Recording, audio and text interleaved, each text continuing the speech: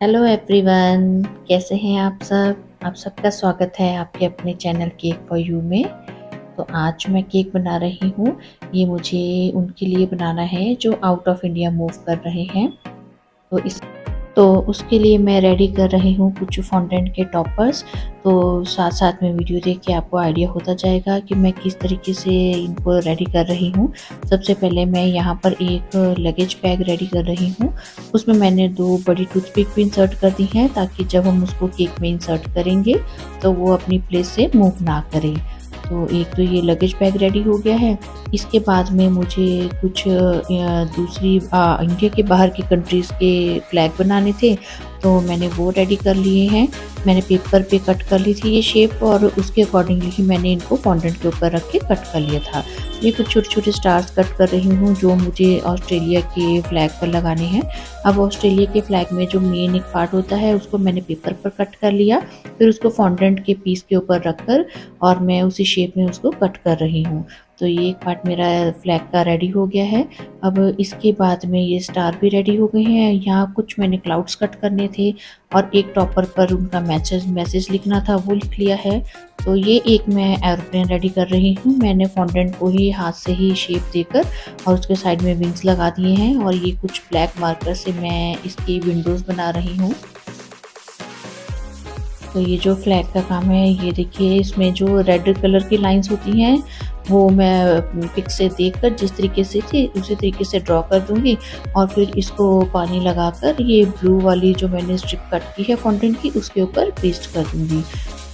अब जैसे ये ऑस्ट्रेलिया का फ्लैग रेडी किया है तो ऐसे ही मैं एक इंडियन फ्लैग रेडी कर रही हूँ। ऑरेंज कलर का एडिबल पेन नहीं था मेरे पास, तो मैंने जो जेल कलर है उसको ही ब्रश के साथ में जो वाइट स्ट्रिप कट की थी फ्लैग के लिए उसके ऊपर लगा दिया है और जो ग्रीन वाला पार्ट था वो मैंने एडिबल मार्कर से कंप्लीट कर दिया है। तो आप चाहें तो इन दोनों को ही आप जेल पेन से भी रेडी कर सकते हैं और बीच में मैंने ब्लू मार्कर से अशोक चक्र बना दिया। तो देखिए जो टॉपर्स थे ये मेरे ऑलमोस्ट रेडी हो गए हैं।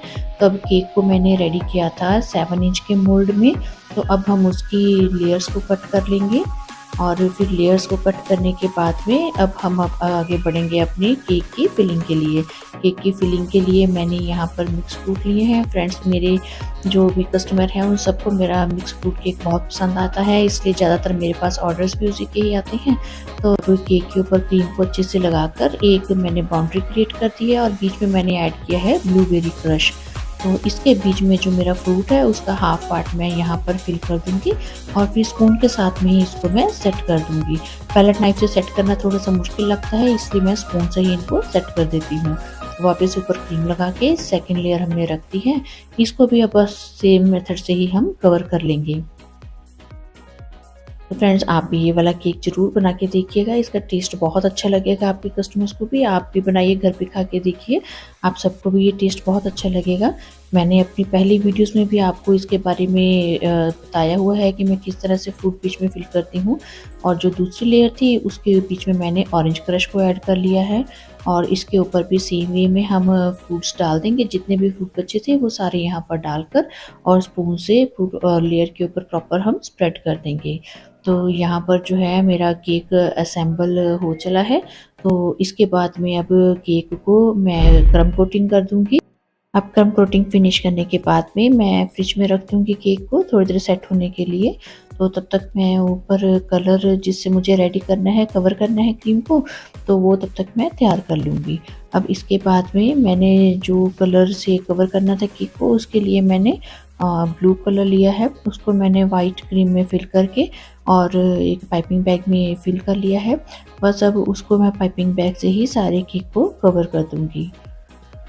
तो आप चाहें तो यहाँ पर डबल कलर्स का भी यूज़ कर सकते हैं और ट्रिपल कलर्स का भी यूज़ कर सकते हैं। ये आप पे डिपेंड है कि आप अपने केक को कैसे डेकोरेट करेंगे। तो जितनी भी मेरी क्रीम बची थी वो सारी की सारी यूज़ हो गई है। बस अब लास्ट में मेरे पास यही क्रीम है और वो मुझे ये है कि मेरी टॉप की जो लेयर है वो बस कवर हो जाए जैसे तैसे, नहीं तो मुझे और क्रीम बीट करनी पड़ेगी।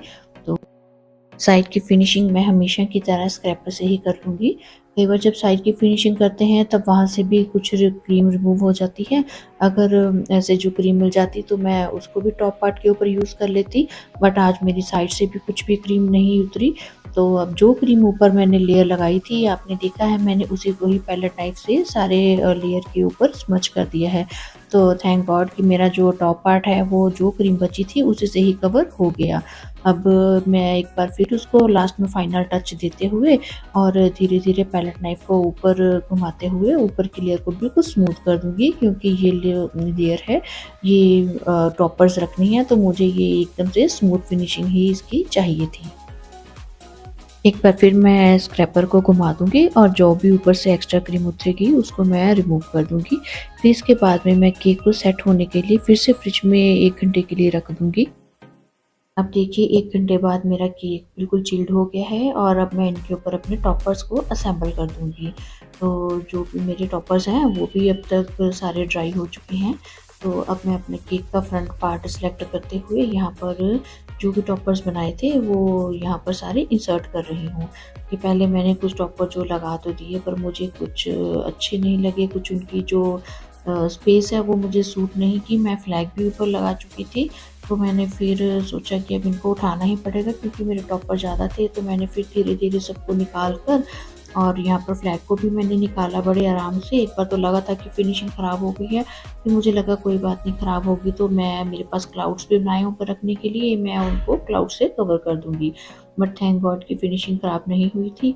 तो मैंने सारे टॉपर ऊपर लगा दिए और ये कुछ मैंने ब्लैक कलर की क्रीम ली है, उससे मैं ये एरो बना दूँगी ताकि पता लगे कि जो हमारा एरोप्लेन है वो इंडिया से ऑस्ट्रेलिया जाएगा। तो यहाँ पर एक मैंने टॉपर बनाया था वी विल मिस यू, उसको मैंने फ्रंट पर लगा दिया है। 1-2 क्लाउड भी मैंने आगे सेट कर दिए हैं। तो यहाँ मेरे सभी टॉपर्स भी इंसर्ट हो गए हैं। तो देखिए ये है मेरी केक की फाइनल लुक। फ्रेंड्स, अगर आपको मेरी वीडियो से कुछ भी सीखने को मिलता है, आपकी कोई क्वेरी है तो प्लीज़ आप कमेंट में मुझसे पूछ सकते हैं और मुझे ज़रूर बताइएगा कि आपको ये वीडियो कैसी लगी। तो आप इस वीडियो को लाइक और शेयर ज़रूर कीजिएगा। मेरे चैनल को भी प्लीज़ सब्सक्राइब कीजिएगा। आपका सपोर्ट मेरे लिए बहुत मायने रखता है। तो ये देखिए ये है मेरे केक की फाइनल लुक। तो मिलते हैं अगली वीडियो में। तब तक के लिए bye bye and thanks for watching.